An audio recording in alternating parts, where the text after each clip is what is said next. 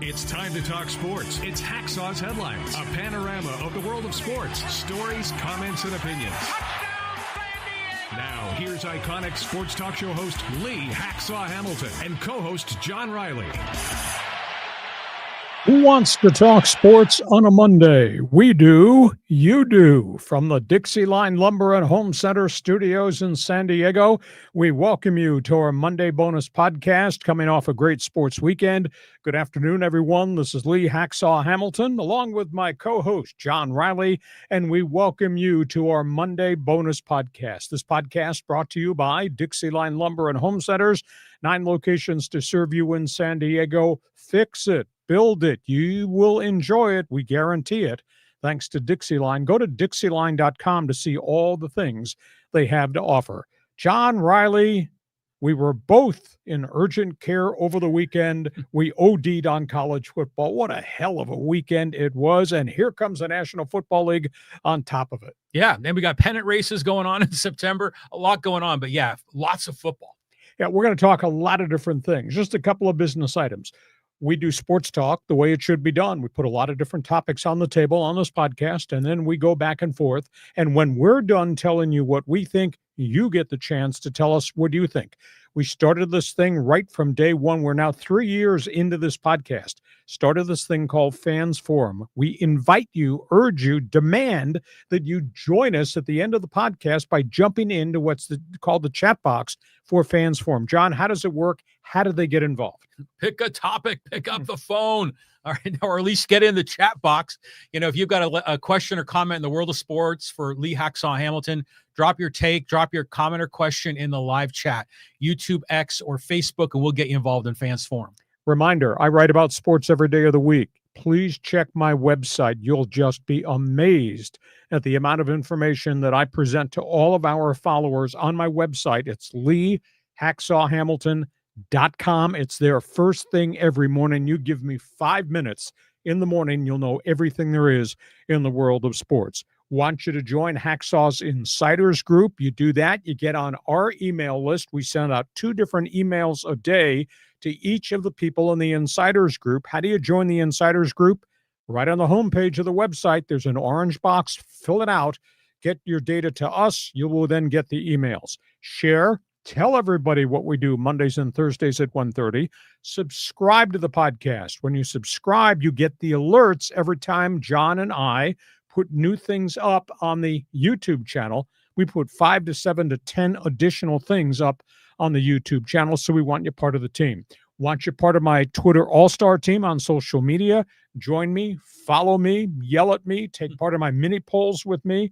Just type in my name on X, Lee Hacksaw Hamilton. Hit the follow button. Why don't you give us a thumbs up? Helps us a great deal. Give us a 5-star rating. That helps us enormously. We got it covered. We're doing a lot of different things in social media. And this podcast, we say thank you to you. This thing has bleeping exploded in terms of popularity and following. John, we got a lot to cover.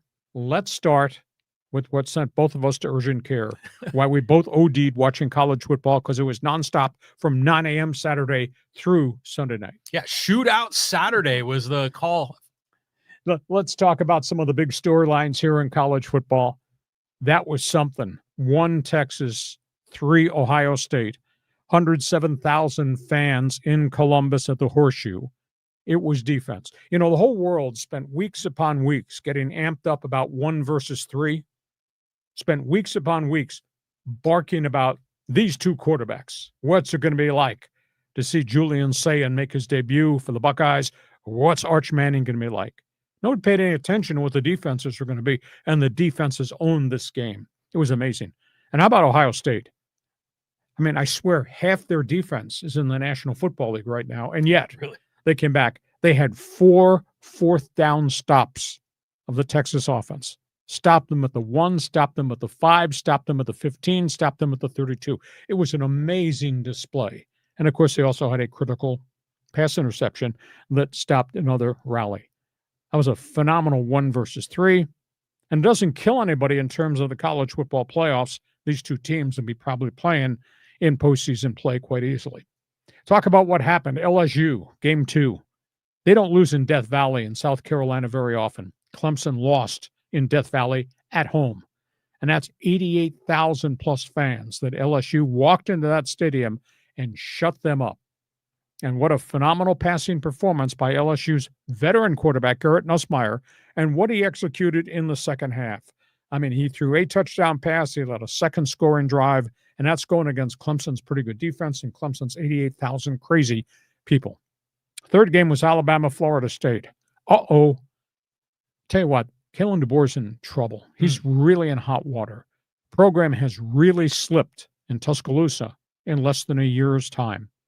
I mean, they were not competitive at all against Florida State after fading really badly second half of last season. Didn't play worth a lick of defense either. Couldn't run the ball at all. And here's Alabama, history, legacy, Nick Saban and all that. Get any player they want. Alabama's starting quarterback is a third-year backup quarterback. That's who they got on their roster starting. Alabama, to me, is in huge trouble. And they are losing their mind in Birmingham and in Montgomery and in Tuscaloosa about what Alabama football has become. And then we got to the Sunday night game, the U against Notre Dame. What a phenomenal performance by both quarterbacks. And I will tell you, Notre Dame, they've got good players, and Coach Ferguson is a hell of a coach. And Notre Dame's got a really good young quarterback in C.J. Carr. I don't think that I've ever seen a young quarterback play with the kind of composure and steadiness that he played against Miami in Miami, where everybody was wearing orange. I mean, it was very impressive. Now, granted, Irish lost the game, final possession, could not score, but they came out of a 21-7 deficit, got back and had all the momentum in the game. And, of course, Miami's starting quarterback was the Carson Beck, former starting quarterback at the University of Georgia, and Miami's got a lot of studs. However, C.J. Carr exposed a lot of flaws in the Hurricane defense, and Hurricane defense is one of the reasons there was a coaching shakeup on that staff at the end of last season. So those were marquee games that we saw Saturday into Sunday. We got Monday Night Football, college version tonight. North Carolina, TCU, Chapel Hill, debut of Bill Belichick. Fascinating, in-depth evaluation story on ESPN today, just about the chaos that has swirled around Belichick since the hiring. And I'm not talking just about Belichick and the babe, Jordan Hudson. I'm talking about Belichick, NCAA rules, his staff having really no knowledge how college football is supposed to be structured and worked. The fact he's got 70 new players. The fact that 23 guys transferred after spring football. The fact that some of the five-star recruits that he brought in, he told them to leave after spring football. So there's a cauldron of controversy about Belichick's learning curve about the college level. That being said, I think the whole world is fascinated to see what Belichick ball ACC level is going to be like starting on Monday night. Next one is Colorado. I think one of the real burning questions, John, life after Shedeur Sanders and Travis Hunter for Coach Prime at Colorado. Not good. They got trampled. They got stampeded. Georgia Tech came in and ran it down their throat. 463 yards in total offense. Coach Prime's got all kinds of issues. His young quarterback, the transfer from Liberty, who was a passing star at 1AA football, didn't do anything in the first half, found his sea legs in the second half, but by then, they were so far behind. His defense was deplorable. They could not stop Georgia Tech's wishbone option attack. So Coach Prime, life after Shedeur and friends, it's going to be a little bit different. A little bit surprise game, Boise. Now, tough thing going into Tampa. They played at South Florida. I really thought that Marcus Madsen would do really well throwing the football, but they struggled there, and they fumbled it 3 times. And that was a whole difference in the game. Boise State was just not a complete package. They've always played well on the road, and they always play on the road, and they always play big teams on the road. Didn't play real well here out of the gate, but I think they'll get progressively better and better.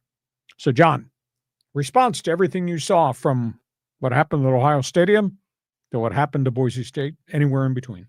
It's fun getting psyched up for a Saturday, for college football. And you see the guys out there in the pregame. And I guess it was like Lee Corso's, farewell party, and he was wearing the tux out there. And all the guys on the Texas-Ohio State, they were saying it was going to be 27-24. They thought it was going to be this high-scoring thing. And, man, like you said, the defenses were really good.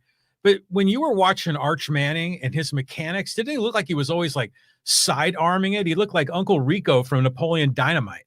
Or he looked like Phillip Rivers. Yeah, doing this. But at the end of the day, he found his bearings. I thought the two young quarterbacks were just overwhelmed by everything in the first and second quarter. I think one quarterback had 53 yards passing. I think the other quarterback had 37 yards passing. They said, "Oh, this is too big for either one of them." But they got better and better, more competitive in the second half of the game. So I think they're going to be fine. I was really impressed with C.J. Carr. I mean, against that defense in Miami and those fans, he threw for 221 and he never got rattled.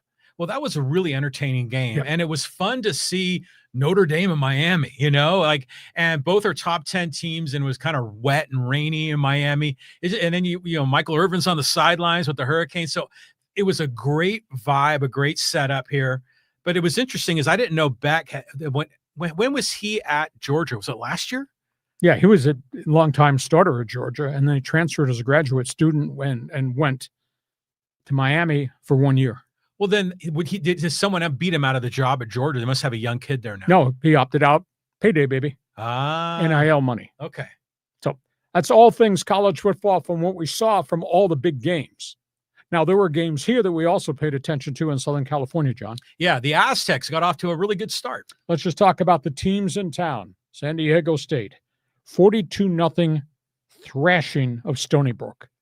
Jaden Denegal, starting quarterback, little jumpy early, settled down, a little wild in terms of missing his mark with open receivers. He was okay. Lucky Sutton ran for 100, ran hard, ran through holes, darted, dashed. I was really impressed with Lucky. Offensive line got progressively stronger and better, more cohesive. Defense was everywhere. Chris Johnston had a phenomenal game in the secondary. Their defense smothered everybody that they covered. Stony Brook had no offense, no answers at all. When they were done, Aztecs, 453 yards in offense. Stony Brook, 95. Wow. That's a Stony Brook team that won 10 games last season. But again, it's 1AA football. Here's the burning question. I sat there, I watched that entire thing. I've talked to the coaches. 13,300 came to the game. So I'll ask this question to Aztec fans who may follow us. This is a terrible downward trend in terms of actual in-stadium support. 13,300 in Snapdragon after the last two games last season drew just around 10,000 each. So who do you blame? Is it just the football program because they've not won? It's not dominant anymore? Is it the athletic department because they don't know what they're doing? Is it just the pricing of everything? You tell me, who do you blame? I mean, I think it's appalling that a program with so many good kids, so many athletes, even though it might be a bit rebuild mode, it's appalling that they're drawing 13,300. So where do you place the blame for what San Diego State football attendance has become? That's why the Fans Forum chat box is open. I'd like somebody, give me an opinion. You don't have to side with me, agree or disagree with him. We just want to know, why is it the way it is? UCLA. It's never happened like this. Rose Bowl seats 77,000. They had just a shade over 35,000 for the home opener against Utah. By halftime, that place was empty. By halftime, the only people left at the Rose Bowl were wearing red and shouting, "Let's go Utah." The others had vacated at halftime. It was 20-0 before you sat down. They were not competitive at all. At one point in the second quarter, get this stat, Utah had 243 yards in total offense in the second quarter. UCLA had 23 yards. Deshaun Foster looks overwhelmed, looks lost. He's offended an awful lot of people. And at the end of the day, they're losing their fans. This is UCLA. Think about that. Not impressed at all. UCLA loses. Southern Cal, 73-13 win over Missouri State. Trojan fans excited. Jaden Mayava, starting quarterback, threw a 73-yard touchdown pass, threw for 290 plus. He played pretty well. End of the day, though, they ran up the score against a Division I AA team. Why are you playing a Division I AA team? It's the most points USC's put on the scoreboard since a game in 1930. This is a school that doesn't want to play Notre Dame, but they'll play Missouri State. I don't understand that at all. So the jury to me is still out on USC. The jury says UCLA's in a world of trouble. And I'm asking you to stand up in the jury to tell me about San Diego State. Why is it this way in terms of fan attendance, lack of fan attendance at Snapdragon Stadium? John, here's the two best things that I saw on social media. From a USC fan, we are back. We are back. You beat a 1AA team. We are back. The other social media, UCLA fan, I regret to inform you the season ticket holders are entering the transfer portal. Ouch. That's a good one. Okay, John, your turn. Well, you know what? I mean, let's talk in order. We'll go Aztecs first. First of all, it was great to see the Aztecs win. Okay. I mean, they had a 6-game losing streak to finish the season. It was good to see them take care of business. You know, it wasn't like the Texas Commerce game last year where it went sideways right away. I mean, they went down, they scored 42-0. Although early on in the game, you know, Denegal was like hurt on the third play. And I'm like, oh crap, here we go. But I'll tell you what, I mean, I can't remember the last time I've seen an Aztec offense score 42, you know, much less seeing, you know, throws down the field like Denegal hit. What was that guy? Bostic? Yep. You know, and Bostic had a number of plays. So there's some pieces. There's something to be excited about. Like you said, the defense held them under 100 yards. I mean, so now they got to go to Washington State, but you know, there's hope. And if they can win, people will show up, don't you think? I would hope so, but 13,300, that's terrible. Well, frankly, I'm surprised it got over into 10,000 because I was pessimistic. Well, I sent you pictures from the stadium at kickoff. I couldn't believe how empty it was. Yeah, it was awful. But you know, they're winning and they're going to build on that. It was funny, the whole UCLA thing. They got smoked, but remember, Deshaun Foster didn't want the press there because you guys might give away the plays to their opponents, and Utah just rolled them. And I was thinking, you remember when Utah first entered the Pac-12, they were kind of like the junior team in the Pac-12, and they've steadily worked themselves up, and now they're like one of the top Big 12 programs, right? Whittingham's a hell of a coach. He really is. Hell of a recruiter. You know, and he brought that QB over from New Mexico. They did great. SC, you know, the fans are like, yeah, we're back, but, you know, like you said, they're playing. I mean, was it Missouri State? Yes. It used to be Southwest Missouri. Okay, so they're like one of those, you know, lower tier conferences in Division I, not 1AA. Well, right? They used to be pretty good in 1AA, but Missouri State, that's your non-conference starter? Come on. And they won't play Notre Dame either. Well, they're going to get this thing resolved because Notre Dame wants it. And there's a lot of pressure from USC alums. Don't stop the series. But how absurd is that, playing Missouri State? Well, You're right. SC. Exactly. I mean, I get playing the cupcakes, but don't take away Notre Dame and give us Missouri State. Concur. Okay. That's all things college football. Fans Forum chat box is open. You must have an opinion. We want everybody that's with us on live stream to hear what you've got to say. We go from that. Take a deep breath. Here comes the NFL. Okay. Little Jared news right here. Roster hits. Yeah, let's just talk about a wide variety of things here. The aftermath of the Micah Parsons Dallas Green Bay trade. The surge of criticism has been like a tidal wave hitting Dallas. Agents are banding together, have circulated a memo saying what Jerry Jones did to Micah Parsons, had tried to do to Micah Parsons' agent, was just brazen. Says the Players Association needs to do an intervention with how Jerry Jones acted, asking the question, why would anybody want to deliver a player to play for Jerry Jones after what Jerry Jones did to Micah Parsons, etc.? Huge issue there for sure. Kansas City, second item. They think, without Rashee Rice, they think they're going to be okay offensively. You can't treat this like he has a high ankle sprain. He's gone for 6 weeks. Guy was a fast, big, young, developing receiver.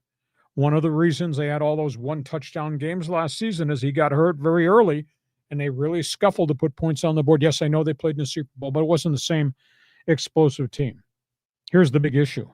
The 6 games that Rice will miss start with the Charger game on Friday, go to the Philadelphia game, the Baltimore game, the Detroit game. 4 of the 6 games they're going to play are against marquee teams, and they're going to play it without their star big play down the field wide receiver. So that really bears watching to see what this team is going to be like. So Dallas, Kansas City, kind of the forefront of news now. The fallout of the trade of Micah Parsons is not ending in Dallas. And despite what Andy Reid is trying to say in Kansas City, this is a big setback to lose Rice for 6 games. You know, my son lives in Dallas, and I was asking him, like, you know, what's the reaction from Cowboy fan about the whole Micah Parsons thing? He says, yeah, they're angry, but they feel like they've been punched in the nose twice because they just lost Luka, you know, in the NBA, and now they lose Luka and Micah. And so, yeah, the Dallas fan is angry right now, but I think Jerry Jones backed himself into a corner because he paid so much to CeeDee Lamb, so much to, you know, the quarterback. And I think there was some other guy who was making a ton of money. Yeah. And they just signed one of their cornerbacks to a $92 million extension. You never took care of Micah Parsons. You jerked him around. Yeah. I mean, that doesn't make any sense. So, you know, go to Green Bay and hopefully Green Bay kicks, you know, the Cowboys' butt in some of these games. What happens if Dallas gets pasted by Philadelphia Thursday night in the league opener? Whoa. Well, that could happen. I mean, it really could. Okay. That's all things NFL. Now, program note. We just covered football. You can join us. Fans Forum chat box is open. Thursday. What night? Thursday. Thursday, we're going to do our NFL preview. We're going to go division by division. Oh, here we go. In the NFL. So if you love football, tell everybody to join us Thursday at 1:30. We'll do our preview leading into the Thursday night opener, obviously leading into the Charger opener on Friday, leading into the Rams opener on Sunday. So you like football, Thursday. I don't care what you're doing. Cancel it. Don't go to work. No dinner date. No sex. Thursday. NFL preview on this podcast. You sound like Rocky's coach. Women make boxers' knees weak. Yeah. Okay, that's all things football. Fans Forum chat box is open. We get to halftime. Next, we're going to talk Major League Baseball. Hold on to your table because we got things to say there.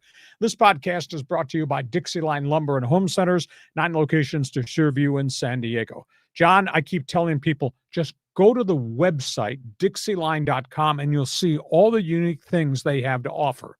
Now, you may not be renovating your home. Maybe you haven't thought about doing something different in the kitchen or maybe the bathroom, counter space, tops, whatever. Maybe you're just a home do-it-yourselfer.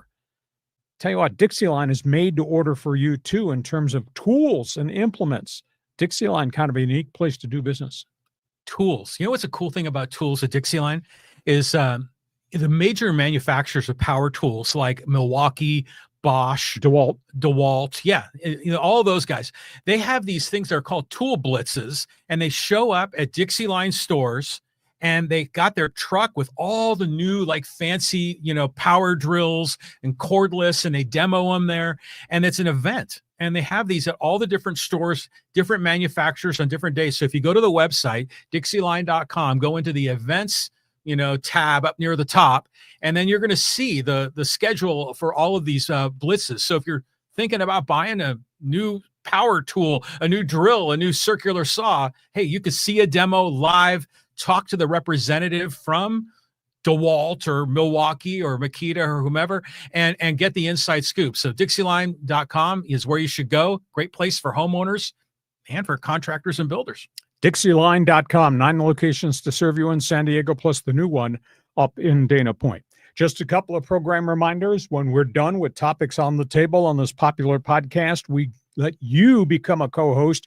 It's called Fans Forum. And again, for the new people who've never participated in this, John, this is simple as grabbing that keyboard, moving that browser around, hitting the arrow, and boom. Telling us what you think. Where do they go? Well, I can already see there's people jumping on board. Most are on YouTube. There's a few on Facebook. So if you're watching our live stream on any of those platforms, including X, just type your comment or question. We'll get you involved in Fans Forum. And I do see a few new names on here. I see, well, Shannon joined us prior, but I see Michael and Manga, plus all of our old friends.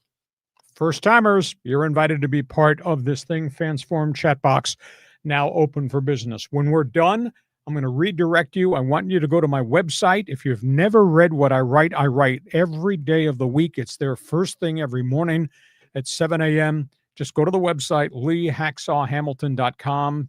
You might be a baseball fan, all things pennant race. NFL fan, wall-to-wall coverage of the NFL, storylines, roster moves, etc. Big on college football, what we just experienced, the NBA, the NHL. We cover all types of auto racing, tons of soccer stuff. You name it, I write about it. Check it out every day, leehacksawhamilton.com.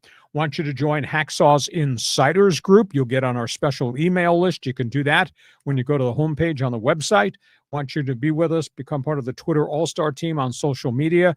Type in my name on X, Lee Hacksaw Hamilton. Hit the follow button. Then you'll be able to participate in all the mini polls because I ask a lot of questions on my X account. Want you to join us there.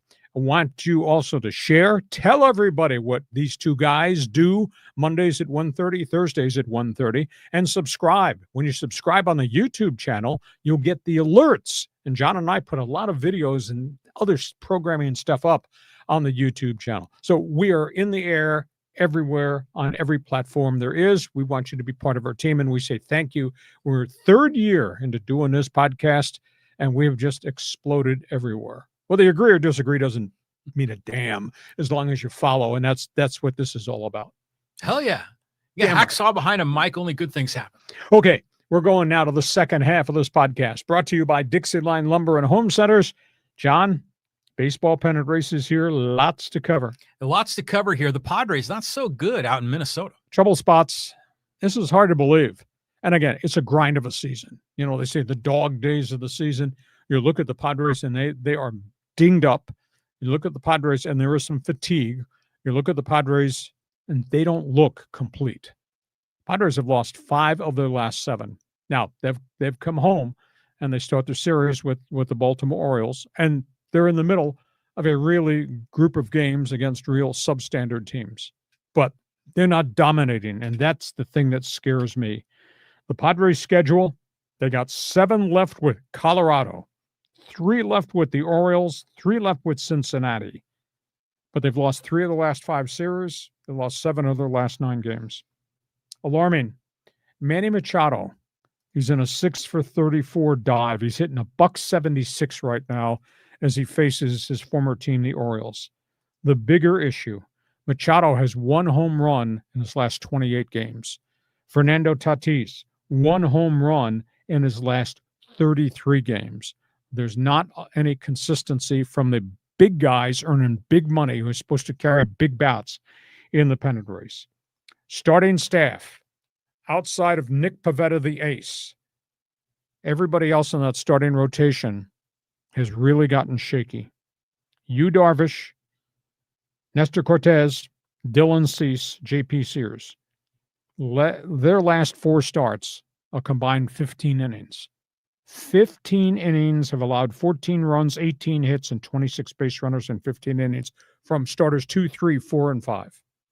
Padres collectively have an ERA of 8.40 aside from Nick Pivetta. They need somebody to step up, and I don't know who that somebody is. There's no pitching left at AAA El Paso either. So there's issues there. And it's been really quiet on this front, Joe Musgrove. It's because he's not making the progress he had hoped to make. They're talking now. He's had 7 bullpen sessions, and he's not implemented all the pitches in his repertoire. 7 bullpen sessions in. He was hoping to be able to pitch out of the bullpen maybe in September. That does not look like it's going to happen. Now there's talking they just may move him let him go to the Arizona Fall League in mid-September with all the other rookies and just do his rehab there and not be on the postseason roster. Michael King, they want another simulated game and then maybe a rehab start at El Paso. They don't want to force him back on the field. But John, they got lack of pitching problems. I would not want to go to postseason with starters 2, 3, 4, and 5. I know we have a 6-pack in the bullpen, but you can't go to postseason with those guys after Perfetta's had his outing. You're going to trust all these other guys? You're kidding me. Yeah, some of those depth pieces that we traded away to get Fermin sure would be kind of nice to have. Well, we don't have Kolek and we don't have Bergert, and those were insurance policy guys. Well, those guys had ERAs like 3-point-something or 2-point-something. Exactly. Yeah, so, I mean, they were solid.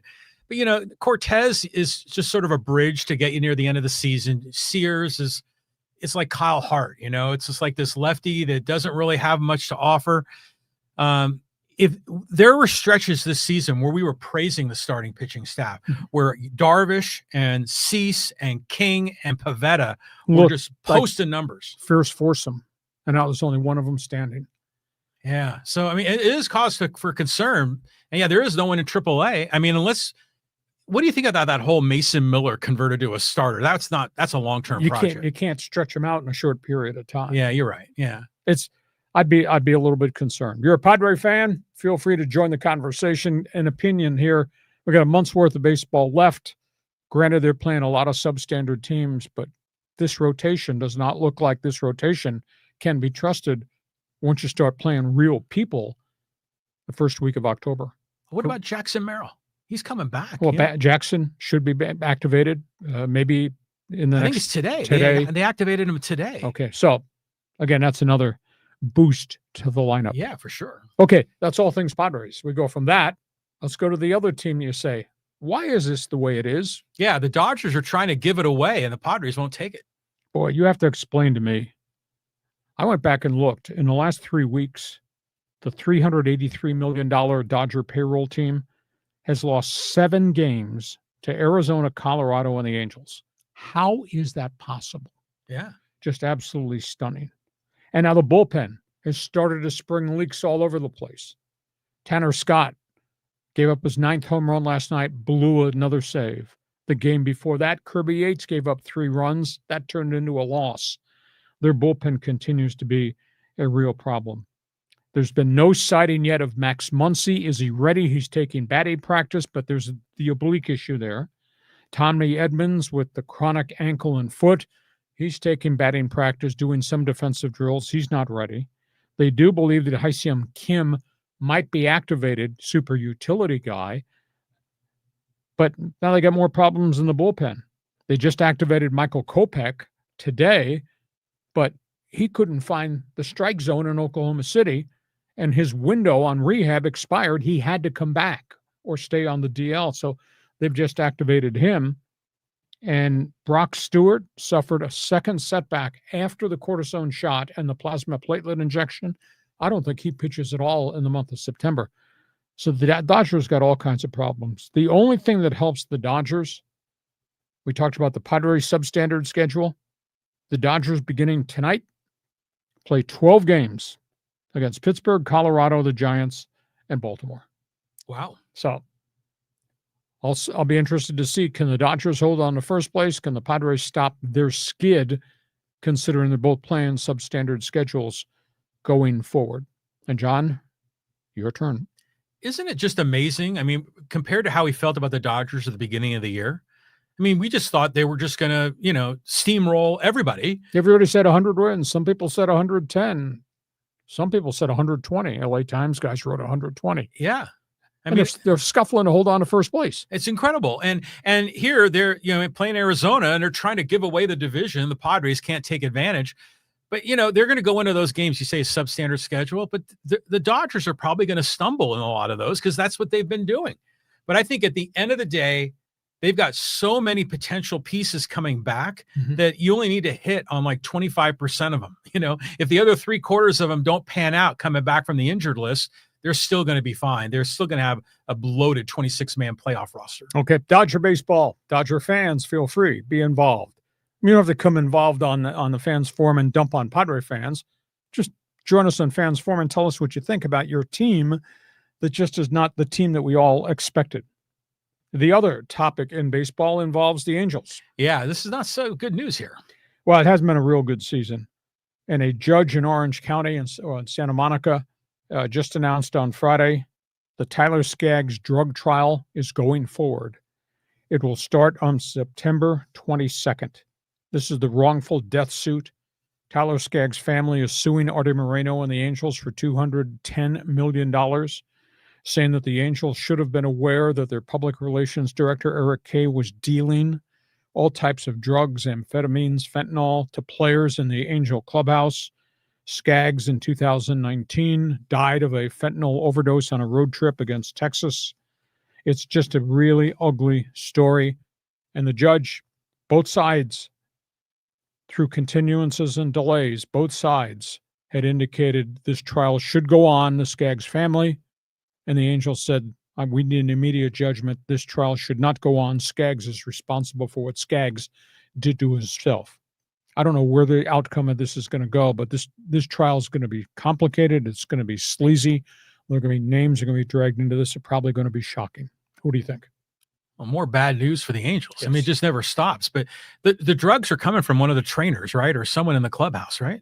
No, the drugs came from the public relations director, Eric Kay, who was buying stuff on the street and distributing stuff to his own players. And he was a drug addict too. But how could the Angels not be liable when you have that sort of thing going on? Well, the Angels got him into drug rehab. He kept checking himself out. So they did their part, supposedly. Supposedly. The Angels of the opinion we did not know he was dealing drugs to players. There was no evidence of that. But they knew he had substance abuse problems for an extended period of time, and they hand-delivered him. He agreed to go into rehab, but he kept coming out of rehab and relapsing. And then we find out he was a dealer. Crazy. Oh, bad. Bad story. Angel fans, feel free to get involved in this complicated conversation. Last baseball topic. Let's have some fun with this thing here. Talk about the wild card playoff races. Yeah, I mean, we're seeing a lot of different scenarios come up right now, Lee. Okay. Here's the way the wild card works. You have 3 division winners in the National League. Okay. Then you have 3 wild cards. Well, the top 2 teams in the National League would get first round buys. And as we sit here right now with the best record, if the season were to have ended right now, Milwaukee would have a first round bye. Dodgers would have a first round bye. Dodgers really need a first round bye. Then you'd have the wild card matchups. You'd have 3 versus 6. Philadelphia would play the Mets in a best of 3 wild card if the season ended this hour. 4 would play 5. Cubs would play San Diego if the season ended just the way it is. The most critical piece of this equation, wild cards, best of 3. All 3 are on the road with a team with a higher record. If this thing ended the way I just laid it out, the Mets would have all 3 in Philadelphia, home run derby. If it ended the way I just laid it out, Padres would have to go to Wrigley Field, play the Cubs in all 3, if the Padres wind up with that 5th wild card spot. So what do you think? I think this is a chance for Cub fan to get back at the Padres from the damage done 41 years ago. It's interesting how these scenarios are going to play out, but the Padres are the 5, but they're only like 1 or 2 games out of the 4, right? Yeah, but they're also just 1 or 2 games ahead of the Mets, who are on a little bit of a power surge with a month ago in the season. Yeah, there's so many different scenarios, but this is what makes it fun in September. If this, then that, the scoreboard watching. Exactly. Yeah, it's good stuff. Okay. Last baseball topic here. This involves a lot of conversation over the next month because the whole world is going to vote on this. Huge discussion. What makes an MVP candidate? Because now we got 4 guys that are having career phenomenal type seasons. So who is the hot guy for the MVP? Is it a guy having the greatest individual season of his life? Or is it a guy having a tremendous season that impacts his team in a wide variety of ways? So you tell me when you look at the list. Here comes the Judge. Aaron Judge has had 2 injuries this season, and yet he's probably going to bust through the 50 home run mark, despite all the injuries. Is Aaron Judge a better MVP than Showtime Ohtani? We all know what he's done with the bat, on the bases, and now what he's contributing as a once-a-week starting pitcher. Then there's the big dumper who's never, ever done this before, Cal Raleigh, sitting at 50 home runs up in Seattle. What a great individual season for a switch-hitting catcher. Think about that, and the wear and tear on a switch-hitting catcher to hit 50 home runs.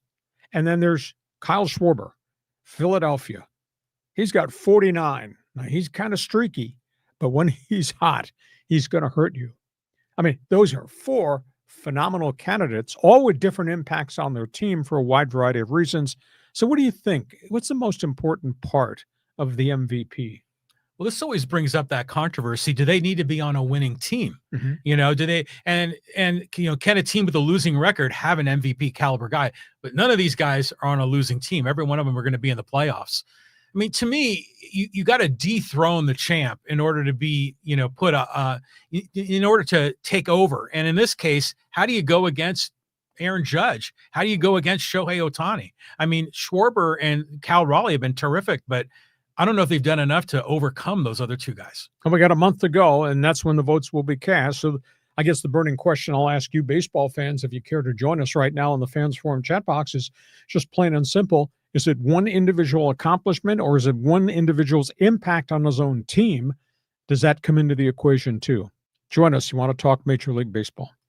Last topic on the table. We got sports headlines everywhere. We do. Yeah. And a lot going on. You know, the Delmar Pacific Classic was last weekend. Yeah. I'll tell you what, this was wild. It wound up only being a 7-horse race at the end, the $1 million Pacific Classic at Delmar, because of injuries right at the last minute. And we had talked extensively about journalism, the Preakness winner, the Haskell Stakes winner, coming back here to train here and decided to stay and run here. And then we talked about Fierceness, who had done really well a year prior as a 3-year-old, was now a 4-year-old. There's only 7 horses that ran in this race because 2 got scratched at the end. And they come out of the gate, and Fierceness stumbles out of the gate and veers towards the rail. I mean, why that horse did not go down, why the jockey did not get dismounted. There was fear the horse was going to try to jump over the rail. Somehow that jockey steered that horse back on the track, and the horse did not run into another horse. But at one point, I saw that the horse was like almost going sideways. Wow. I thought it was going to be catastrophic. So Fierceness recovers from the bad start and is in the middle of the traffic, and all of a sudden is running along the rail. And all of a sudden, as traffic spreads out, just seems to have a clear run, makes a move, and runs away from the field. Journalism, which started outside, had really a slow start. Journalism historically has always come from behind. So journalism was running back of the pack. Journalism was in 7th place coming out of the 4th turn on the final. And then journalism kicked it outside, direct shot to the front, ran out of space, ran out of time, ran out of lengths, too far back. Fierceness wins in a big upset. Journalism finishes a strong 2nd. Now, if that race had gone another 20 yards, journalism might have caught Fierceness. So it was a stunner. It was almost tragic at the beginning. Then it became a great race. So now we fast forward to what's going to happen November 1st, which obviously is going to be the Breeders' Cup Classic. And you still got journalism out there with nice credentials. Fierceness, as a 4-year-old, looks really good. And we know what just happened up at Saratoga, where the Derby winner was very, very impressive. So, I mean, we got 3 really great horses who are coming here to run in the Breeders' Cup Classic, the big money final race on November 1st. So Pacific Classic was strange to start, but it was really, really cool. Tennis, U.S. Open. The winners keep on winning for different reasons. Jannik Sinner, Carlos Alcaraz just continue to roll on. It's interesting. Novak Djokovic, who's got 24 Grand Slams. You talk about playing with gut and grits. Got a shoulder and a back problem and keeps on winning. Has not been easy. Every one of his matches through the first 3 rounds has been a grind. Djokovic is still there, but he's got to face one of these guys in a quarterfinal, semifinals. He's probably not going to get there. And on the women's side, Iga Swiatek out of Poland really looks like she's unbeatable right now. She just seems on a mission again. Coco Gauff has struggled with her serve. Got so bad that she fired her coach a week ago. New serve coach. Coco just is emotionally a package right now. She got into third round match. She had 8 double faults. Her serve went away again. She started to cry between matches, sitting on, or when they changed sides. She went and sat on the bench. She's just weeping. She gathered it back in, and she continues to win. I don't know if she's going to be able to go much beyond the quarterfinals. Just she's so hot and cold. And we told you the story last week about Dino Medved, the Russian, the terrible temper tantrum that interrupted the match. He got fined $42,600, all-time fine for the tantrum, the racket smashing, etc. So there's a lot to talk about there if you're a tennis fan. Third topic, New York Knicks. This is really interesting. You know, Knickerbockers have got a controversial owner, James Dolan, fired their coach, Tom Thibodeau, went through a long interview process. Evidently, the firing and the replacement list was not really well thought out. They wound up hiring Mike Brown, good veteran coach, former head coach, Lakers, Cleveland, has had some success. But amongst the people, John, they interviewed was WNBA coach, legendary USC, South Carolina coach, Dawn Staley. This is a really interesting story. She went through, I want to say, 4 to 5 hours of interviews. And I was told everything, all the Q&A was really positive in terms of philosophy, things that she would want to do as a head coach, interactions with players, etc. Before they wrapped up the interview, she said, I have some questions for you, talking directly towards James Dolan. Good. I have questions for you. I want to know about you, Knickerbockers, Madison Square Garden and sports, and all the lawsuits filed against you and your organization by women. End of interview. But she was very pointed, said it was important for me, if I was going to take this job with my track record and resume and work for these people, I had to have answers. She started to ask those questions. She was interviewing James Dolan. Good. And it got very, very uncomfortable. She did not get the job. Hockey. You asked me a question this past week about payrolls rocketing, highest paid players in the NHL. And I told you $14 million was the top for Leon Draisaitl in Edmonton. We're about to go beyond that. Kirill Kaprizov, potential 40, 50 goal scorer, Minnesota Wild. He's got a year left on his contract. He's negotiating an extension. He's asking for $16 million. If you're going to pay Kaprizov $16 million, and in Minnesota they think that's going to happen, what are you going to pay Connor McDavid of Edmonton, who's been everything to that franchise, because he's got a year left on his contract? So we're about to hit a high water mark with Kaprizov at probably 16, and then McDavid's probably going to go beyond that. So that's a really interesting story that bears watching. Soccer. Speaking of money, Liverpool. They closed the deal today. It took them a month to get it done. There was so much bitterness. They spent $173 million. It's an all-time record transfer. $173 million to get Newcastle's goal scorer Alexander Isak, who had held out and refused to play any longer for Newcastle United. This comes weeks after Liverpool spent $153 million to get German goal scoring star Florian Wirtz. Nobody in soccer has ever seen this kind of money directed to the front of the table to get star players. Alec Isak is a really good player. And here in town, how about SDFC? They go to L.A. on Sunday night, late game, and they beat LAFC 2-1. Chucky Lozano, Dreyer, they score 33, 66th minute. SDFC has now got 17 wins on the season, 17, 7-5 as an expansion team.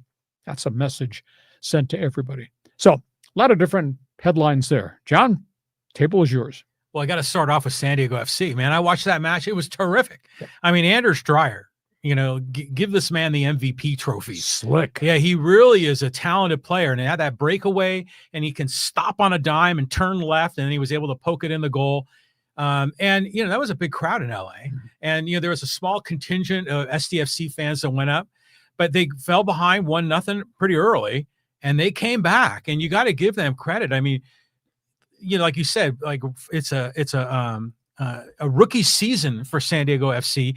They're going to set a record in MLS. I mean, for, expansion franchise, but they've won 6 in a row on the road. They're relentless. They are. And they've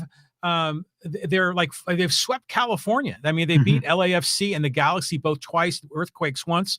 So they're just rolling, and they play a really unique style where you'll see the fullbacks, playing back towards the back line, just swapping the ball with the keeper. And you're thinking, what are you doing? Move the ball. But they're trying to get that field to open up. And then from that, they can attack. So it's a really unique style that Mikey's put together. Yeah, they've done it's just a phenomenal job. What's your reaction to the Pacific Classic? Reaction to the New York Knicks story?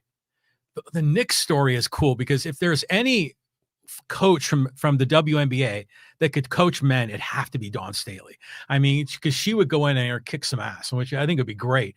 But good on her for, because interviews are a two-way thing. Each party is interviewing the other, and good for her for asking those questions. I mean, that's very brave, but I know Dolan has had a crazy track record there. So, interview over. Okay, fine. I mean, they don't have the moral standards, the ethical standards that Staley would demand.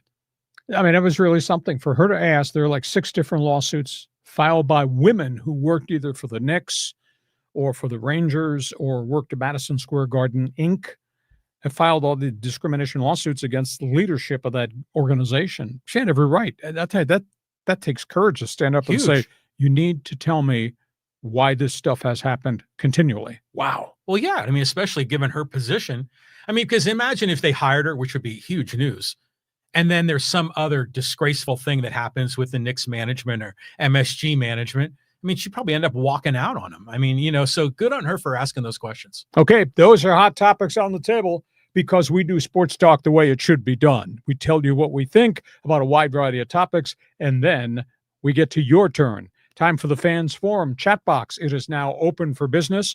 This podcast brought to you by Dixieline Lumber and Home Centers, 9 locations to serve you in San Diego. You got projects, they got materials. You want ideas, they can be your best friend. Dixieline Lumber. Go to dixieline.com to see all the things they have to offer. John, we had a ton of people here, I'm sure, going to tell us what they think about the pennant races, college football, the opening of the NFL season, all the other topics that we've discussed. Yeah, I mean, a lot of people already are on board to say, Hacksaw's working on Labor Day. Way to go. Okay, let's go here to Daniel. He goes, hey, guys, thanks for working on Labor Day. A reporter in The Athletic predicted USC as an 8 or a 9-win team. What do you think? Have to prove themselves to me. Have to prove that they're going to get collectively better because they lost a lot of skilled people. The offensive line had to be rebuilt. Danton Lynn has been really, really impressive as a defensive coordinator. I can't take anything away from the 73-point explosion against who? Missouri State. Once they get into the schedule, then we're going to get a much better feel. They do get some pretty good games at home within the conference, so that's important. I don't know that Michigan is the same football team that Michigan has been post-Harbaugh. I think that bears watching. I was so impressed with Ohio State. Obviously, even though they lost a lot of defensive players, they're pretty good. So they got a long way to go. They got 1 win. Now they got to start playing real people. Imagine if USC became the old USC and you would have 3 big-time programs in the Big Ten. I mean, with Ohio State and Michigan. But even those mid-tier, Big Ten teams like Indiana are still really good. In Indiana, didn't they won their opening game, didn't they? Yeah, but that was a once-in-a-lifetime thing because that's new coach brought us all his players, and then he got the transfer graduate quarterback from Ohio University that was a big difference maker. So I think the jury is still out. Can the Hoosiers repeat that? But then, yeah, okay, I'll buy that. But then, Iowa's kind of up and down. So is Wisconsin. So is Michigan State. Oh, yeah, Michigan State, yeah. But Penn State's out there. And Penn State is very different now than Penn State had been for a long period of time. And the one thing Penn State's got is a world of experienced players who said, I'm not going to the NFL, I'm staying on State College. Penn State also has athletes that they've not had in terms of team speed. So Penn State's a big-time player in that conference now, and they have not been in recent years. But last year, this year under James Franklin, big progress. Didn't Penn State get Nevada Reno to open up? Yeah. I think they did. Yeah. Really? Yeah, I know. Really. Exactly. And that's the question I ask in my column, Yeah. One Man's Opinion column. Really? You're playing Nevada? Why? Yeah. I mean, well, it's just like, USC playing Missouri State. That's right. But if SC can win 8 or 9, I mean, that'd be a big progress. A lot of people don't believe that's possible. A lot of people have a lot of doubts about Lincoln Riley. Daniel, hey, you become a regular. Thanks for being with us. Next one. Okay, we'll go to Jorge. He goes, happy Labor Day from beautiful San Diego, even though I'm working today. Baseball season is getting intense, and the race for October is awesome as always. Go Dodgers. Can you trust the bullpen? That's my question for a Dodger fan. Of course, the question for a Padre fan, can you trust the starting rotation beyond Nick Pivetta? Who would have thought we'd get to September with these two teams in first and second place? And it had big question marks for both of them. Yeah, I mean, it's these two teams, the whole season has been emotional, right? Dodgers get out to a big lead. The Padres are scuffling. Well, the Padres were 14-3. They've struggled to be above 500 since they were 14. Yeah, exactly. Because like May and June was like a slog for them, it seemed, and then the Dodgers came back to earth. But it seems like if the Padres would just take care of business, they could win this thing because the Dodgers are like letting it slip away. Yeah. I look at the out-of-town scoreboard and they're losing to losing teams. Talking Dodgers. How the hell is that possible? No, it doesn't make any sense at all. I mean, especially like the Rockies. I mean, come on. So it's just, you could tell though that the Dodgers players take it up 2 or 3 levels when they play the Padres, as they should. Okay. The question of the day, can you trust that in LA? Can you trust this in San Diego? Thanks for being with us. Jorge, join us again. Can you trust that? Okay, let's go to Callan. Afternoon, gents. Glad to see you laboring on the holiday. I finally got my ass out of bed this weekend to watch you on Channel 9. React to me about those SDFC boys, damn it. What a collection. They play the system. They're relentless. Goaltending. Again, they went through a bad stretch mid-season. Losing Olofsky was a bit of a blow, and he wound up in Philadelphia in the MLS after his contract extension did not pan out. And they had a whole pile of injuries. Now they're starting to get some of those guys back. And, of course, the Dos Santos in goal is back. But it's a pretty good team going to postseason play. And as long as they stay free of injury, with all the experience a lot of the younger guys on that side have gotten. So this has been a very impressive first year roster construction-wise. Yeah, it's interesting in a soccer game, a 1-0 lead could sometimes feel insurmountable, especially 2 or 3-0. But in last night's game, LAFC got up to a 1-0 lead. And at first I was like, I don't know. But then you just sort of have hope. And San Diego always seems to find a way to come back. And so they did it again, and you end up winning on the road again. I mean, and Chucky Lozano didn't play the whole game, but he had a score early on. And that guy amazing movement on the field. They got firepower. They do. It's really interesting. And they're relentless in terms of this is what we do. This is how we're playing. They mandate tempo. That's really impressive. Yeah, it really is. So it's great to have a team in San Diego, and now all these rivalries up and down the state. It's awesome. Callum, thanks for being with us. Okay, let's go here to Manga. And he says, I think us West Coast fans have lost so much enthusiasm about college football because of the conference shakeups. Oh, concur with you, Manga. Total agreement. It doesn't feel the same. And John and I were both amped about what we're going to watch on Saturday. My goodness, I couldn't wait to get home to watch the first game, and I just stayed glued to it. And I just went from one game to the next, and it was all really exciting. There's no buzz here. I mean, I can't get excited about SC because there's such negative vibes around Lincoln Riley. Until they do something on the field in the Big Ten Conference, it's like they've really slipped. And UCLA is just fallen off the radar. And San Diego State, nice win, like the system. The kids played really hard, got a bunch of athletes, but that was against a 1AA team that traveled across the country. This is a carbon copy of how they started last year when everybody was excited after they killed Texas A&M Commerce, but then it fell apart on them. So going to Washington State, coming home to play Cal in weeks 2 and 3, those would be litmus test, credibility test for the Aztecs. But you're right. I mean, John, West Coast football just doesn't have the same feel. And even if you think Oregon, Washington, That doesn't feel like they're in our solar system anymore because they're in the Big Ten too. Yeah, everything's changed. I even remember growing up as a young boy in the Bay Area, and, Cal and Stanford were kind of a thing, but not that big of a deal. But I know at night, like night games on Saturdays, you'd always see UCLA and USC on national television. And then Oregon, Washington became national powers. That became big time. Big time. I mean, a big West Coast thing. And you're right. It's the whole vibe is just shifted.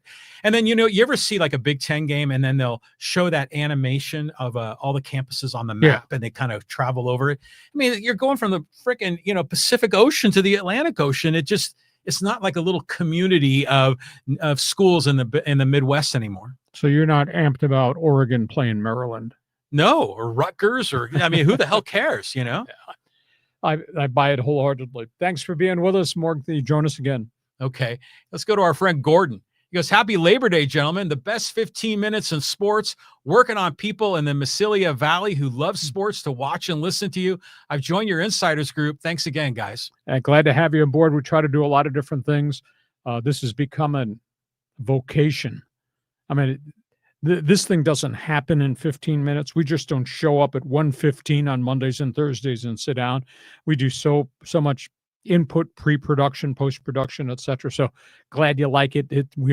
John and I spend an awful lot of time on this podcast, but we kind of like it. And it proves what we do style-wise works. You don't have to agree with us all the time, especially with him. His opinions from left field.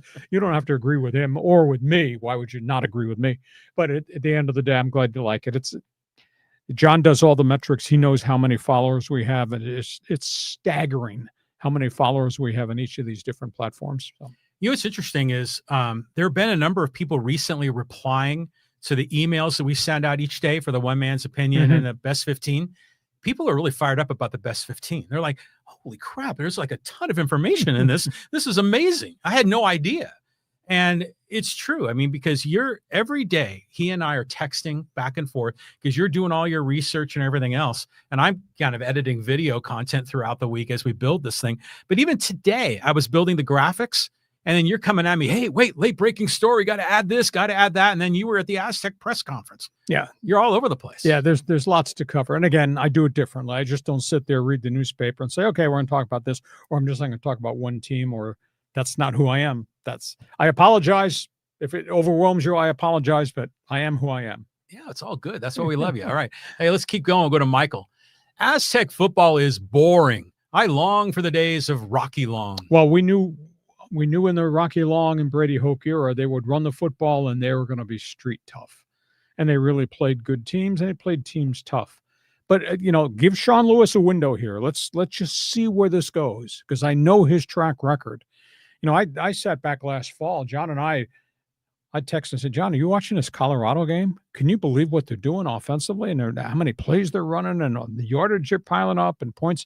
And he did that at Kent State, exact same thing. And he was the coordinator at Bowling Green when they set all times or records. And, he was at Syracuse for a short window and they did the exact same thing. So let's just give Sean Lewis a window here to see what year two can be, because he's laying the foundation. He's got to keep players along the way, but his whole thing is predicated on just firepower and skill guys, and he gets his defense to play. I mean, that defense just killed Stony Brook, just like the defense opening night last season against Texas A&M Commerce killed them, but the defense was on the field so much last year that they just died the back half of the schedule. The offense never became what he wanted. Let's just see if they can make this offense grow. So I'm willing to give him a large chunk of time just to see. But I'm really disappointed. I'm still waiting for an Aztec fan to tell me why only 13,300 would go to an Aztec game. For those of you who wear on your sleeve or on your heart Aztec for life, how come there's 150,000 alumni live in San Diego County. How come Aztec for Life fans are not supporting this football program? Somebody join us in the chat box. Get through, express an opinion, send me an email, explain it to me. Go ahead, John. Thursday wasn't boring. There was a lot of points scored, and the defense was looking tough. I mean, even here, Shannon on the live stream chimed in and said the Aztec pass rush was awesome. Yep. I mean, there was a lot to really like in that game. And as a as a casual Aztec fan, I was, interested. I wanted to learn more about these players, and we had the one Napier coming back as a receiver that we thought was going to be good, but this Bostic kid showed us something. They got a couple of other running backs involved. We even saw a little bit of Bert Emanuel in the fourth quarter and for a little bit in the first quarter. So, yeah, I think there's something maybe cooking. We'll see. They have to do it consistently and do it against better people. It'll be a bit of a litmus test at Washington State, although Washington State has gone through what San Diego State's gone through. I mean, that's a brand new coaching staff. They brought in 22 transfers from South Dakota State, where that coach came from.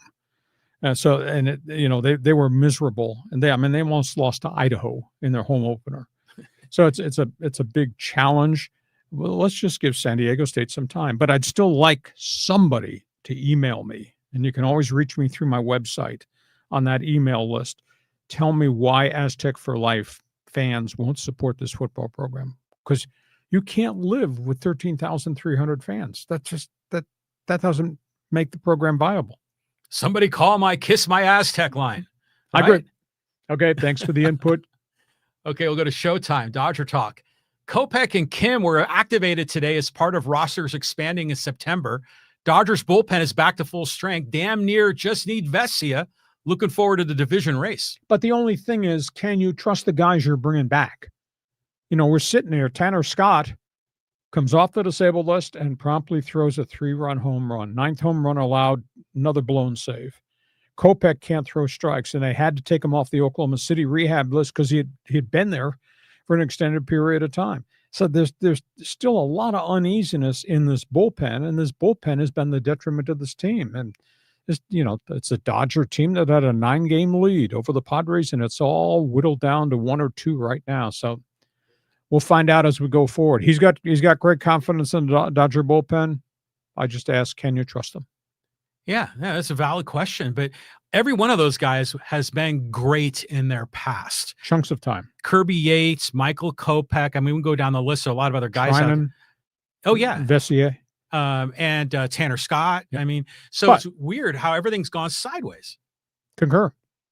We got a month. There is a month left in the baseball. But guys, seems like the season has taken forever. It is a grind, man. It really is. It's been such an emotional roller coaster of who's hot, who's not, who got healthy, who's hurt, both teams. It's really bizarre. Well, it used to be back in the day that it was like everyone went, it was touch and go in August, dog days, but everyone went balls to the wall till the end of the season. Mm-hmm. Now it seems like it's almost like load management in a way, that they just want to get into the tournament because there's 6 teams qualify. They just want to get into the playoffs. So they're not so worried about winning a division. I buy that, but getting 3 home games in a wild card, that's huge.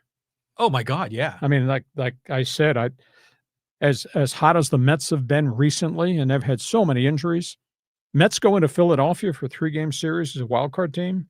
Not much hope there. Padres going to Philadelphia for a wild card series, or Padres going to Wrigley Field for a wild card series? I don't think so. No, not on the. I mean, remember the Padres did that with the Mets, and they won 2 out of 3. That's really hard to do. I mean, especially if you have to go across country. Okay, let's go here to Casey. Talk a little SC football. Hey, good afternoon, guys. Happy Labor Day to you both. Hacksaw, I thought my Trojans did what they were supposed to do, but I'll wait to judge them when they play someone tougher. I was impressed with the receivers of the Trojans. What you think of the USC receiving corps? A lot of jobs open for business, a lot of skilled athletes there. They just got to grow this thing.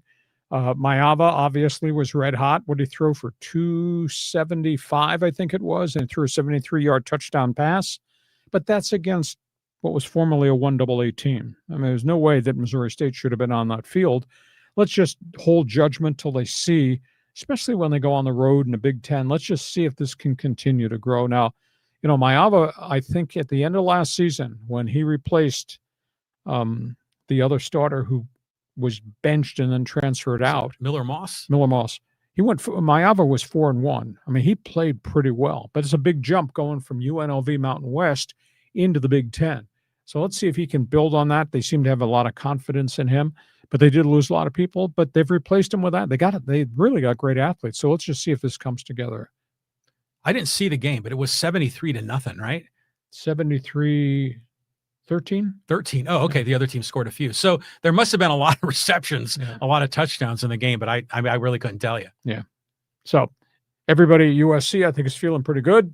And at UCLA, wow, the hostility is unbelievable. Well, let's go here to UCLA. We'll talk with John. He goes, I'm going to guess that Nico Iamaleava is missing the sound of Rocky Top right now.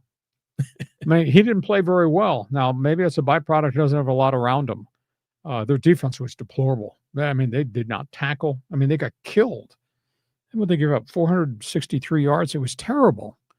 Nico only completed 11 passes. And he's been there since spring. I mean, he got there very early. He opted out of Tennessee in that NIL dispute really early, and he showed up on that campus. And he's got experience, so he should not have been so scatter-armed, I don't think, in this first game. Yet he only completed 11. I think he was 11 for 22. So a lot of work to be done there. And I'll tell you, there are so many doubters now about Deshaun Foster as a leader. Just unbelievable criticism across the board. Well, here's a comment about Deshaun Foster from Chris. He goes, saw how unbelievably pathetic seeing UCLA draw less than 30% capacity for their home opener against a quality opponent Saturday. Deshaun Foster embodies the old deer in the headlights expression. I've seen bigger crowds on the professional pickleball circuit. Embarrassing. Oh, terribly embarrassing. And I'll tell you what, if this turns out to be a disaster, what are they going to do about the athletic director who hired him? Because they gave that athletic director, whose program, by the way, is $216 million in debt. Think about that at UCLA. They gave him a 3-year contract extension a couple months ago. And that's a vote of confidence. And your football program is in this state of disrepair. Holy cow. So a lot of work to be done. And Foster has not won very many friends with anybody in the media and the way he's treated people over the last calendar month. So he's got a lot of work to get done. I got to believe Nico's going to be a better quarterback, but why would he be this bad right out of the gate? It's kind of a funny name, Iamaleava, so it kind of sees why he's transfers. But here's a couple more guys piling on. Richard said UCLA flunked their opener and Tribe with the F-bomb. Deshaun Foster, one of the biggest F-ups hires in my lifetime.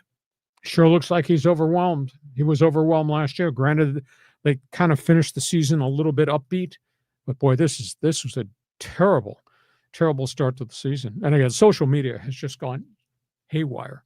And the one post that I saw says, I regret to inform you that all season ticket holders at UCLA are entering the transfer portal. That's killer, man. I mean, and, by the way, I watched part of the game and, Utah rolled up, but UCLA's got some pretty sweet uniforms. Mm-hmm. I mean, I just really like that blue and gold combination. But, man, yeah, you got to perform on the field. It was a disgrace. 77,000 seats tarped. 35,000 showed up, and most of them left before halftime. Oh, my God. I mean, that's at the Rose Bowl, right? Yes, sir. Yeah. I mean, that's incredible. And meanwhile, Ohio State, Texas was like, what, 107, did you say? 107 there, and over 88,000 in Death Valley for Clemson, LSU. See, it's just the culture is so much different here on the West Coast. It's crazy. Okay. Thank you for joining, and we'll continue to track this. We're going to cover all these teams week by week as we go forward. Next one, John. Okay. Here's kind of an interesting question from A1. What do you think of Greg Coate of the Miami Herald? Longtime columnist, lots of opinions. Sometimes he gets all over the Hurricanes. I will say this: Mario Cristobal is a really good head coach. He was at Oregon, and that's where he got he cut his teeth as the Oregon Ducks head coach. And I thought he did a really good job with a lot of resources. And then he left, and I couldn't believe he left Oregon, because I've been up there, I've been in those facilities, and I would never leave Oregon. But he left because he wanted to go back home. He played. He was an offensive lineman for the Miami Hurricanes. He's obviously a very strong-willed coach, very demanding. Boy, he's got studs. He's got athletes. He's got bulk. His offensive line, defensive line, those are big boys. And he's got skill guys who can just fly. So Greg Coate sometimes is really, really critical of the Hurricanes because they've been in a bit of a downward cycle. But end of the day, Cristobal is a really good coach. He's going to do a really good job. Now, granted, I've never lived in Miami or spent much time there except for a few days on vacation, but my hunch is that the Miami Hurricane occupy a higher level of interest than a lot of professional sports in Miami. Would you say it's true? Well, it depends whether or not the Dolphins are doing well. Right now, Stephen Ross and the Miami Dolphins are under a lot of fire. Despite having Tua, there's a lot of infrastructure problems there. There's been a lot of personality problems with controversial players. And I think the Miami Dolphins are not going to have a good season. We're going to talk about that on Thursday. But at the end of the day, the Miami Heat under Pat Riley, when they were doing well with their big three and Eric Spoelstra, they were very, very popular. Marlins have never, ever been popular. But no, the Hurricanes have had enormous success. You know, Jimmy Johnson was there way back in the day. Because I remember that was the Catholics convicts era. Yeah. And Miami football at that time, they were like a national phenomenon. And Schnellenberger was there. Same thing. Mm-hmm. So I think the popularity is dependent on have they dominated lately. But I really believe this coaching staff led by Cristobal, they're going to make them really, really good. A1, thank you for being with us. Okay, let's there was a comment here. Michael had to throw this in. Hey, Lee, aren't the Phillies the number 2 for right now? It's changing every day. It changes every day, back and forth, back and forth. But I just pulled that off of the standings last night just to talk about what if this thing ended right now, who'd play where and who'd be in the most trouble. But, you know, Philadelphia's got all kinds of problems now. Now, they made a move that kind of surprised me. Surprised me that the guy went there and a team out here didn't make a move on Walker Buehler. Philadelphia signed Walker Buehler, just let go by the Red Sox. Now, Buehler had the really good start in Boston. It was at one point was 5-2, cornerstone rotation. Has kind of given ground. Is 5-7 right now. Had not pitched really well the last month and a half. Boston bought out the contract. He signed for 1 year, $21 million. So Philadelphia, which of course obviously lost Zach Wheeler, and Nola's not back healthy. One of their other starters has struggled. So they brought Walker Buehler in. I was surprised the Dodgers did not make a move on Walker Buehler. Not so much that he fit in their rotation because they got the gold standard rotation. It seems to be healthy. But Walker Buehler is a long guy in the bullpen. He might be pretty trustworthy. He was hella good in the series against the Padres. Oh, you think? You know, and he was coming back from all those arm surgeries, and he exceeded expectations. Yeah, he left it on the field, left it on the mound all the time. So we'll see if they can fix Buehler, or if they ask Buehler to have a little bit of a different role for the Phillies. But Phillies they're really good. And again, playing a Citizens Bank, home runs everywhere. Just think of Ferris Bueller's Day Off, man. Yeah. One of the greatest movies of all time. Yeah, they go to the Cubs game in that movie. Hey, let's go to social media, and let's talk about some of the NFL rookies. This is from Mike. Hey, I agree on Cam Ward. Still taking him as QB number 2 in all the fantasy leagues. Would not touch Travis Hunter. Rookie on a bad team. Nah, I'm good. Well, Cam Ward, it's his job. They're just going to have to build around him. It's going to take some time. He is a student of the game. He's a leader.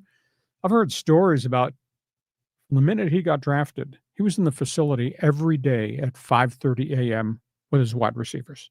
He brought those guys breakfast every day, and they did video at 5:30 from the OTAs on, nonstop. So I mean, he's an X and O's guy. He's a smart guy. You know, he's a really intriguing kid.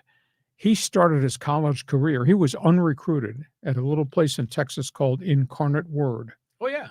And then he went to Washington State, and he played really well in that wide open offense.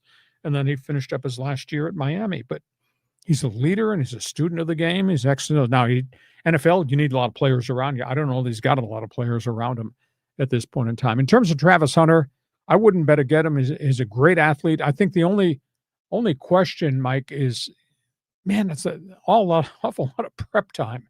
So how can he do all this prep time physically and mentally as a wide receiver, and then do all this prep time if they ask him to be either top nickelback in the third down package or be a top cornerback all the time, and the physical wear and tear. So I don't know how he's going to thinks he can play both positions full time, but we'll find out. Jacksonville's, they got a lot of flaws. They do have a new coach in Liam Cohen, and we'll see what his impact on Trevor Lawrence is going to be at quarterback. So I wouldn't bet against Travis Hunter. I'm just not sure he should be doing both jobs full time. You know, it's interesting because those two guys, they're both playing on struggling teams, right? Mm-hmm. But then if you look down the number 3 pick, wasn't that Ashton Genty? Yeah, Raiders. And I think he's going to have a great year. And but what's he got in his offensive front? There were no holes for him to run through. He played a chunk of snaps with the Raiders, and he got nothing done because there were no holes. Okay. All right. But that kid's got talent, you know. Oh, no doubt. And then the number 4 pick, Abdul Carter, goes to the Giants, who have a really good defense. Yeah, so they should be a competitive team, right? Yep. So it's fun to see the rookies not only getting a chance to be in the spotlight, but actually doing well and see the team do well. Concur. And I don't know what you're doing Thursday, but you better be here with us Thursday. Our NFL season opening preview on the Thursday podcast. Thanks for being with us, Michael. Go ahead, John. Okay, let's go here to Tim. Talk about the Padres. He goes, poof, Bogart's to the disabled list. Padres are cursed. They'll never win. I appreciate them spending big bucks and trying through, but better than the 10 to 15 years ago having a AAA roster. Well, I felt bad for Xander because Bogey, I thought, has really played well in the middle of the season, made some adjustments, and he was hitting over 300 for a huge chunk of time, and then he fouls one off his foot and he fractures it. So we don't know how far into September it's going to go before he's going to be in a lineup. I think it's going to be a fair chunk of time. I'm mystified. I went back and did this research thing on the home runs and the fact that Fernando has 1 home run in 33 games and Manny has 1 home run in 28 games, and they're making so much money, and Manny's in another swoon. They need these guys to play to the paycheck that they're earning, and that includes hitting home runs. It's not happened at all. I mean, thank goodness that Gavin Sheets has got 20, and O'Hearn occasionally pops one, but they need their big bats to be their big bats. Well, it seems like the whole offensive philosophy is not Earl Weaver 3-run homer. It's, hit line drives, pass the baton, draw a walk. You don't see guys taking like out of their shoes swings. There's nice level swings. And, if the ball takes off, great. Otherwise, I'll take a single or a double. Yeah, but you're paying these guys $30 million a year and they have 1 home run since July 25th. It is weird. I know. And I don't know if Tatis will ever get back to what Tatis used to be.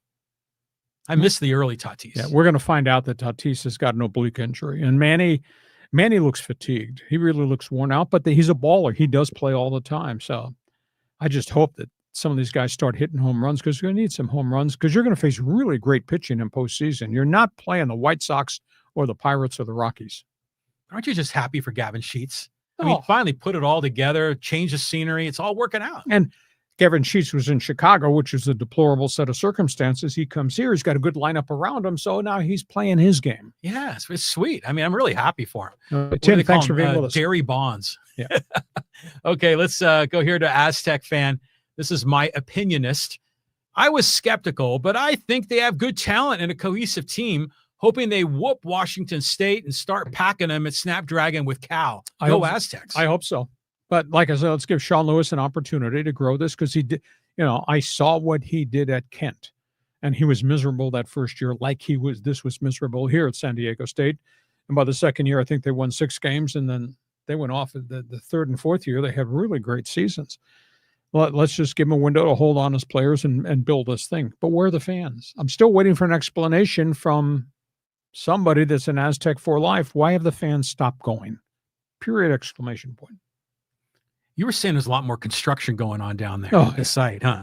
Because they're starting to build the campus. Well, they're going to build out that Mission Valley site, and they've closed off one of the parking lots. It's a long walk, but at the end of the day, for season ticket holders, they have special parking, etc. And that can't be an explanation or an excuse. Shouldn't be.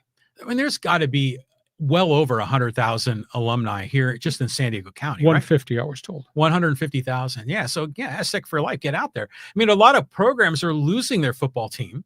Now you're finally in the Pac-12. You've been dreaming about it forever, Aztec for life. Now's the time to jump on board. Okay, let's see what others have got to say. Okay, let's go here. A little NFL. Talk about this Jim Irsay tragedy. He says, so how do you know it was an overdose if it's only been announced it was natural causes and no autopsy was performed? Well, the Washington Post is the one that broke this story at 5 a.m. last Thursday, and they did 3 months investigative details, and they got all types of information that he kept having relapses, and he was in a hospital and disappeared for 4 months just before his death. And obviously all the information about the packages of OxyContin that he was getting, the fact he was getting injected with ketamine, the fact that he personally had his private plane fly to Palm Springs 44 times in 18 months to pick up drugs that had been prescribed by this recovery doctor. And the recovery doctor is the one that was part of the thing that told the police natural causes. Nobody believes it's natural causes. They believe it because his body had deteriorated so badly, which is a big sign of drug abuse. I mean, it's tragic because he meant so much to the community. But the theory is he drug overdosed again. We'll never know unless somebody from the family goes public and said, yes, he relapsed. But the facts are the facts based on his longtime addiction and all the hospitalizations. It's sad. You know, my first understanding of Jim Irsay was, the negative. It was the addiction and some of the challenges that he had. But it was interesting to hear from you all the great things he did in Indianapolis, because I had no idea that he was more of a philanthropic guy that's done a lot in the community. It wasn't just some NFL owner up in a skybox.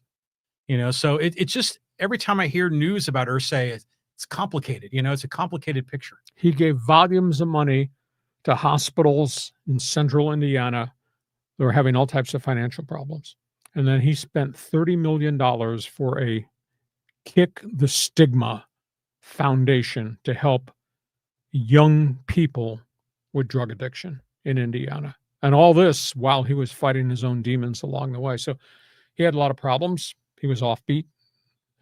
Came from a real bad dysfunctional family. His father was terrible. And yet, even though he had his own set of problems, he helped his own players. He helped the community with the charitable stuff. I read through on the obituary. It was just phenomenal. What he did for Catholic charities, what he did for the hospitals, what he did for the Board of Education and aftercare food programs, and then obviously what he did in terms of the drug treatment center. So it's just sad it ended this way, but it's addiction. And addictions of that nature, that depth, usually end badly. Yeah, well, it's just society right there. Exactly. Question though, when the Colts moved from Baltimore to Indy, what was the reason for that? Was it because they wouldn't build him a new stadium in Baltimore? Yeah. Robert Irsay had a long-running feud with the mayor of Baltimore. I believe his name was Donald Schaefer. And Robert Irsay had his hand out all the time. And he wanted this, he wanted that. And the mayor said, we can't give you everything. And Robert Irsay loaded the Mayflower moving vans and moved in the middle of the night to Indianapolis, to the Hoosier Dome, which had just been constructed. That became their indoor facility.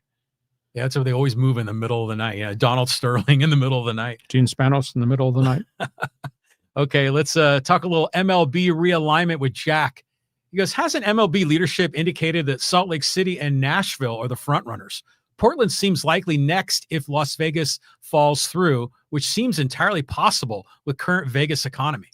Vegas, they've already broken ground, so that thing's going to get done. It can be done in 3 years. Portland has been a late comer to this party, but Portland has gotten the land right on the river. Portland seems to have the financing in place. I think Portland's a weird choice because I think Portland, that's kind of a smaller market. It's not a great regional market because you got Seattle up there in the state of Washington. Nashville seems to be growing with momentum, and they've got former major league people that are part of all things in terms of being a mid-South franchise. Charlotte is still there, no doubt about that. Orlando seems kind of far-fetched to me. And again, based on the problems that Miami and Tampa Bay have, I'm not sure anybody wants to go back into Florida. So if you were asking me, I would tend to think Nashville is a lock. I don't see Salt Lake City at this point in time. I think Portland might be the legitimate one, and they seem to have just given up or not shown interest in Montreal. And that's a shame because the Canadian economy is much better now, and Montreal has become a great regional center. With Montreal, Quebec City, it could be a great regional franchise like the Blue Jays have bounced back and become a great regional franchise. But we got 3-4 years here. They're talking 2029 before expansion. Isn't it interesting how the whole psychology of a city is wrapped up into this sort of thing because they want to be a major league city, right? And I remember in the 70s, I had family that lived in Utah, and I went out there. I went to some of the Salt Lake Gulls games, and they were the AAA team for the Angels at the time. You were probably broadcasting the Giants back then, the Phoenix Giants. Yes. So, Salt Lake and even Phoenix back then was not really a major league city like it is now. Oh, yeah. Exploded population-wise. Salt Lake has really grown as a venue. So, but we'll see. We got a long way to go. But realignment is being discussed properly at the same function as the expansion franchises coming. Let's do a couple more here. Okay, let's talk about the NL West here. This is with John. He goes, the NL West battle is irrelevant. There is no reward for winning the division as the 3rd seed. Unless you placed a bet on a team to win the division, you really shouldn't care. Well, 3rd seed means you're going to play in the first round, but you're going to get home field advantage. So what's the difference? You're going to be your 3rd seed. You're going to play the 6th team, which probably won't be equal to you being a first place winner in your own division with the 3rd best record in the National League. So you have to play. That's the way the thing is structured. But if you're finishing 4th, 5th, and 6th, that's problematic now. If you're going to play all 3 of your playoff games in the other guy's yard. Yeah. Well, I mean, so the 3 and the 4 seed get the home games, right? And so you would think that the number 3 would get the weaker team as the 6 seed. 3 plays 6. Right. But they're all like good, there's a lot of, general parity here, and it's a 5-game series or no, a 3-game series, 3-game going in. So you get 2 great pitching performances and it's over. Yep. But if you have to do it in the other guy's yard, that's going to be hard. It's harder. Yeah, no doubt about it. Thank you for being with us. Okay. Let's keep trucking here. And, this is from, what does that say? Seinstro? Yes. He goes, we're talking here about UCLA, USC. West Coast bias. SC just showed what their offense can do and how improved their defense is getting. 11-1 and playoff bound is my prediction. Fight on. Fight on. As long as you're playing 1AA teams. Fight on. You're going to go play some tough road games here in the Big Ten. Fight on. You have some tough teams coming here to the Coliseum. So, but Lincoln Riley's got to prove himself. So, I mean, there was so much excitement when he got here. And then Caleb Williams came. And that first year was really good. And then they had all those injuries. Second year, it just got worse. It was Caleb Williams by himself. The third year, he had a quarterback issue. And program really slipped. So, I mean, he's in his 4th year. And there's a lot of second guessers out there about who he is and what does he really stand for. And is this going to work? Although I tend to think they got so many great athletes. And they've had lost in all the conversation about who they are at this hour, lost in the conversation, they may have number 1, number 2 recruiting class for 2026 already kind of locked up. So that's pretty good. Now we'll see if these kids stay, if these kids don't decommit. There's a lot of hanky-panky going on with kids that commit early who then change their mind at the last minute. But I think Lincoln Riley's got to have, as you would say, an 11-1 season to get back in the good graces of everybody. Of course, there's an awful lot of regular criticism that this guy is not whom we thought he would be. Yeah. I mean, I remember in Oklahoma, everyone thought Lincoln Riley was a god. Yeah. And then he left to USC and it really pissed off Sooner Nation. But I think if you were to go back to the 60s and 70s, that was the John McKay, or is that more John Robinson? No, John McKay. McKay. So if you go back to that era, USC was just mega dominant, right? I mean, were they as dominant as, let's just say, Ohio State is, during this current run? Yeah, they were top of the heap. But again, John, you can't go back. You're talking 45, 50 years ago. That was a whole different world. Oh, yeah, totally. That John McKay was living in. And so it's just very hard to compare that great era to whatever greatness we might have right now. I mean, Nick Saban, greatness in Alabama. But look what's happened to Bama in the last 18 months since Nick Saban walked away and said, I don't want to live in this world with the NIL transfer portal a part of my world.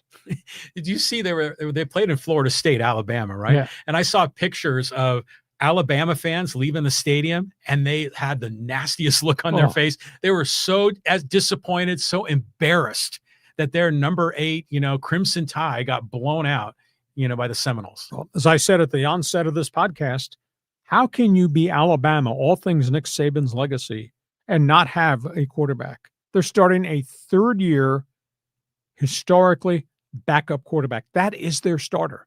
And they played no defense at all against Florida State. I mean, they were getting trampled and trashed. So and they had no running game at Alabama. That's Alabama. How's this possible? So, again, the world has changed. Coaches have come and gone. Programs are not the same as they were before. So, but it's going back to your original statement. You can't compare John McKay, John Robinson to current college football. It's such a different time. Yeah. Oh, the NIL and everything else. Yep. You know, what just thinking about is talk about SC football.